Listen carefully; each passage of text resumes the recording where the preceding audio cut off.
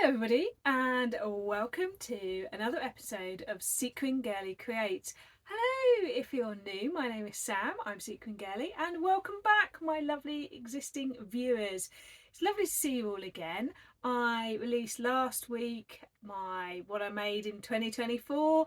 I've shared my Make 9, so now it's time to get on with what the meat and potatoes, as I like to think of it, of my sewing time, which is just getting on with sewing. I think it's going to be quite a short episode today because I haven't done a huge amount of sewing. I celebrated my birthday and it's either out or coming out is a vlog about my birthday weekend, and I had the Southern Social and I shared that with you where I made the Judy top. So what have I been up to? Well, great news, I have been working on my bingo card, so I will share with you what I've done on that. So bingo card, should we start with that?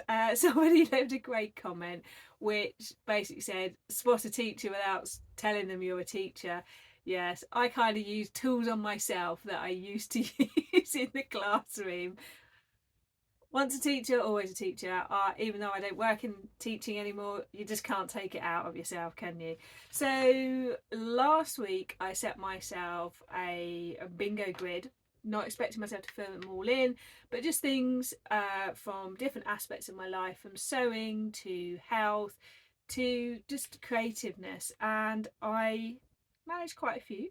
So I didn't get full house, but that's okay because it's not about getting a full house in bingo. But I did get a top row, a side row and a side row, no diagonal though. So what I did manage was daily writing. So I've started writing articles, started putting some of my reviews down into words, that sort of thing.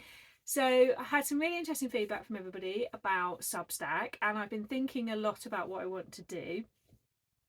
So coming very soon will be what I'm going to do, but I have been starting to write things down. I've also started using the book The Artist's Way, and that includes what's it called, morning task or something, morning writing. So I've been doing that every day. Mine often end up at the end of the day, interestingly, but I have been writing now for a week. Just sort of, it's not really journaling, it's just sort of a creative brain dump. Try a new sleeve type, I'll show you that in a minute. Read 10 pages twice. I read more than 10 pages twice. I read a huge chunk of The Artist's Way while we were away for my birthday weekend, and I completed 4 sessions of yoga. My bingo slot was 3, and I've learned something new about my Overlocker, which I'm going to share with you. Complete 2 sessions with weights. Well, I managed 1, but you know, 50% there. And sew a new top. So I'm going to create my new one for this week, and then I'll update you on how I do. So learn something new about my Overlocker. Someone said do share with me along the way. Now if you followed me for a while, you will know I absolutely love using my wonderful Janome Overlocker. Had it for a good while. It sat unused for years, but once I got it out and started using it, I was obsessed.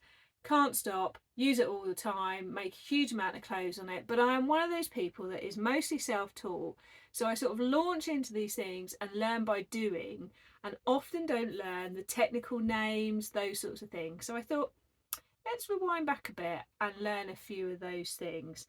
So this week I have learned that there are 2 threads called loopers and 2 threads called needle threads. The loopers should be threaded first and the needle threads threaded second. Now I always have to find a way to remember things because my brain just doesn't if I don't attach something to it. So the needle threads for me are the 2 that come in and down and into those straightforward needles. So that's like on your sewing machine, you thread into your needles. That means the other 2 must be called the loopers, and they go on their weird journey into strange shaped needles, and they loop around, and their job is to loop round as you overlock. And so that's the first thing I've learned, is now I've got the correct name for the needle threads and the loopers. And then the next thing I learned is that if you wanted to do a 3 thread rather than a 4 thread overlock, because you can. I've got 4 threads and I mostly use them. Is if I wanted to go down to 3 threads, and I was thinking, why would I do that? I hear about people doing this. Why? So you would go down to 3 threads if you wanted a less bulky overlock line, and that is for using on lighter fabrics such as chiffon and voile, or voile, depending on how you pronounce it. And if you wanted to go down to 3 threads, you'd keep your 2 loopers and pick one of your needle threads to go in, because the needle threads are going like this along, so you would just have one going along instead. So they are the things I have learned so far, and it is about these bite-sized chunks. So I've learned that. And then the other thing I want to tell you that is my tip with Overlocker is on the side here, these things, which I'm still to learn. I know one of them is the differential. I don't know which. I'm probably going to have to label it because my brain just struggles with this stuff. Is take a photo of their position and your front position when it's working well on a particular type of fabric. Even have like the fabric in the photo, because in the future, if you've like moved it around or you've changed the setting for something else, you can go back to your photo to get back to a time when it was working how you wanted, because obviously you've got the tension for each of the threads, and I've got 2 dials on the side. Now obviously your machine might be different, but mine's a Janome, and these 2 on the side, that's my next bit, is to learn about these 2. So I will tell you next time what I've learned. I hope that you found that useful. I'm sure some of you out there watching are super knowledgeable, know all the names, all the terms. My brain just works differently. I love to use it. I can use it. I can do lots of things with it. But talking about the words, that's not for me. So there we go. So that's what I've managed with that. Let's have a look what else I was wanting to do. Oh yes. So sewing a new sleeve type / top. So I mentioned in my Make 9, which I think, I'll put a picture here, you'd really enjoy if you haven't seen it, is I've chosen to Make 9 this year, which is different things from like techniques to garment types, to keep it quite loose for me, to give me freedom within my sewing, but also to keep developing my skills. And one of the things was to sew a range of all the sleeves, as I called it. So Twig and Tail, I bought from them. They have a sleeve pack which you can use with a couple of their tops, and there's like about 5 different sleeves in there. I go into more detail in this in my Make 9. And I have the Vista top by them, which I bought that and the sleeves and pockets and collar pack, all when they had like a Black Friday thing on. So it's always worth watching out. And so I decided I would sew up the Vista top, and I did it in this fabric, which I bought from Miss Ginger's back last in their sort of summer 24. And I sewed it up in the week. It fits me really nicely. I'll try and put a picture in here. Haven't quite finished it yet. I've just got to finish the sleeve. Now the sleeve needs the channel and the elastic to go in, and then I will have done their first type sleeve. So this is the sleeve that is on the pattern, and so that's going to get gathered in there. But now I like their bodice block, I'm going to make the bodice again with a different sleeve. I really like some details about this. Now you know I love a lovely detail and interesting finish. So the V has a facing, which I'm not always a big fan of a facing, but this has a nice little thing in that you do a binding on the back, but initially it stands up, and there's a technique where you fold it into the facing so they become connected in together, and it creates this beautiful finish that also really tucks in the facing. It was one of those moments as I followed the instructions where in my head I was saying, trust the process, trust the process. And I'm so glad I did, because it turns out beautifully. Now, I've never sewn anything by Twig and Tail before. I'd love to know in the comments if you have, and what your experience of Twig and Tail is. But first impressions, love the instructions, love the way they're written, love the fact that it says things like, this might seem weird, but go with it. I love that. I also like their size range. I love the advice they give about adapting to various body sort of life situations and all sorts of things, and I really love it when I find a pattern company like this in the way they're so thoughtful about what they write. So even though on appearance it looks like a very straightforward top, first of all, in this lovely sort of viscous, this, I would say it's a viscous challis, love a viscous challis, it drapes beautifully. Secondly, to have all these sleeve choices is great. Thirdly, the beautiful finishing details, I love it. And the range of adaptations just is peak for me. Love it. So I will now be doing this again because I want to do the first one to be sure of the fit, and I'm going to sew it again with one of the different sleeves, so that will be on my bingo card again, and I can't wait over time to be able to show you the same bodice with different sleeves on it. It's just, I don't know why it gets me excited, it just does. Are you excited by different sleeve types? Tell me. So there we go. So that has been the main sort of sewing I've done. I'll tell you what I'm wearing. So I have on a what would we call it? It is an amalgamation of two beasts. It's a hybrid, that's the word I want. So the bodice is the Grainline Studio Scout Tee, which is designed for woven. So it has quite a wide sort of scoop. And then I attached the Romy Lantern sleeve, the lantern sleeve, because this fabric's so drapey. You've got this lovely piece here. Love it. And I just love these colours. I did have a battle with the neckline, so if you're doing the Scout Tee, you really do need to cut the binding of the fabric on the bias. Don't scrimp that like I did. I went back and did it again. I have realised, I think, with the Scout Tee, I need to do a narrow shoulder adjustment because today it's all felt a bit sloopy down, but I have it on with a burgundy vintage Marks and Spencer's, so old it was St Michael's, pleated skirt. Now, I'm not one for the trends, but I do know that burgundy is on trend this year. Didn't dress for that reason. I just couldn't wait to wear this top again because I just love this fabric. It's so soft. It's like, I'd say like a cotton voile. It's lovely. Not available anymore, sorry. I got it as a remnant somewhere, so it's I didn't even, there wasn't even much left when I got it. I was stood in the foyer of where I work today, waiting to have quite a serious phone call, and a random another member of staff who I've never met before walked up to me, looked at my badge, went, "Oh, Samantha, love your outfit. The colour is so on trend." And I was like, "Oh, okay." So said charity shop. You know, really always bigging that up to people because I really want people to know that you can. You've got to search, you've got to find the treasures, but they are there. And in the photo you will see the boots. The boots are my annual purchase, it seems now, from Monsoon in the sale. Last year I bought the black velvet ones. This year I've bought the sort of wine red ones.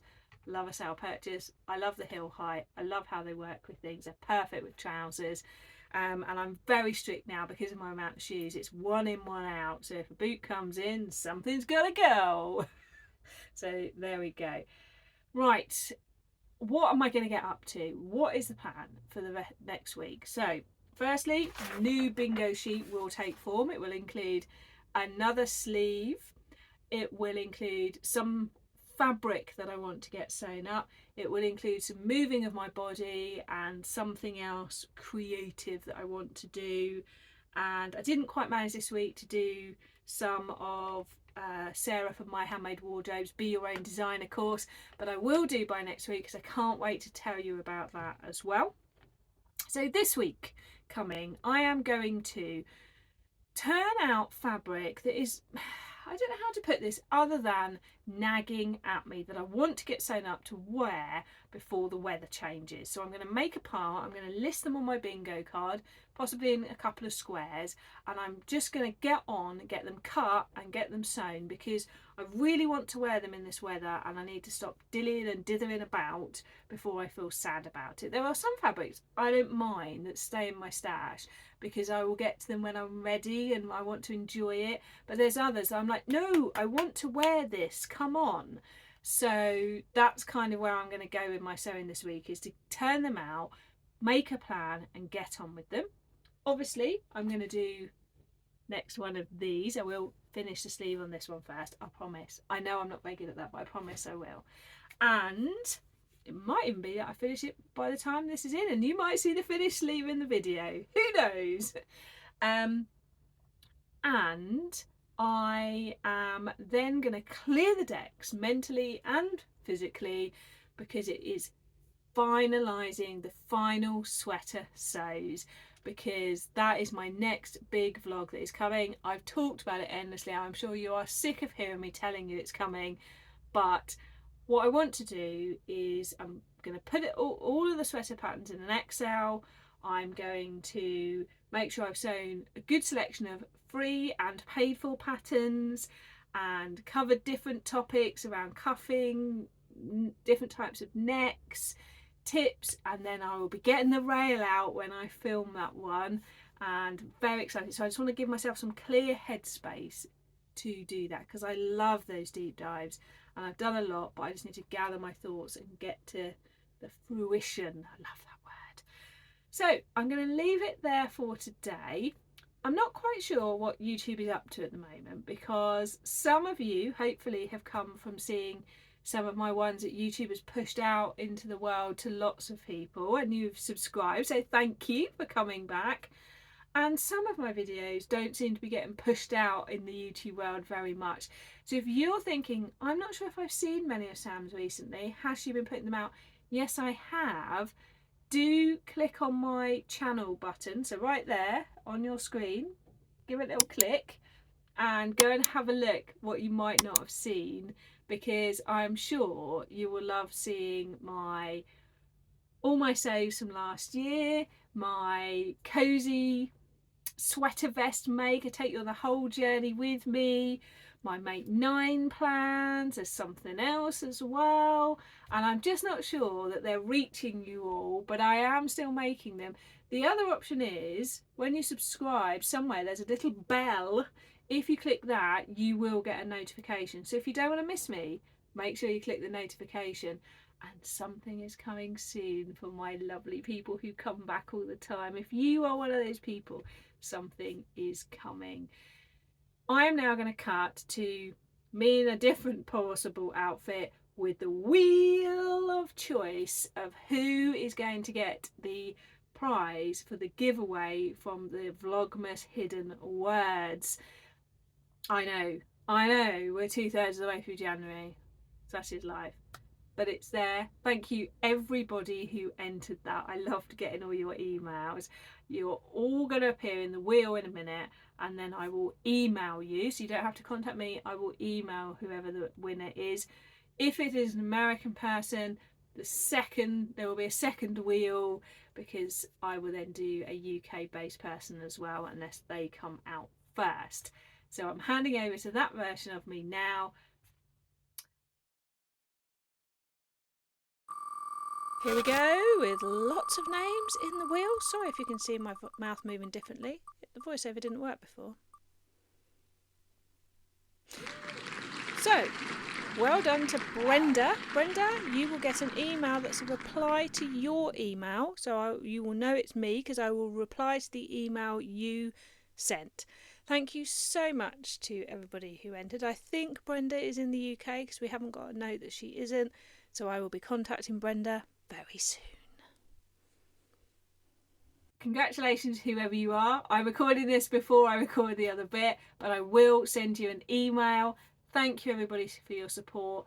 I hope you get to do the things that you like to do and have a bit of you time this week coming, and I will catch you again soon.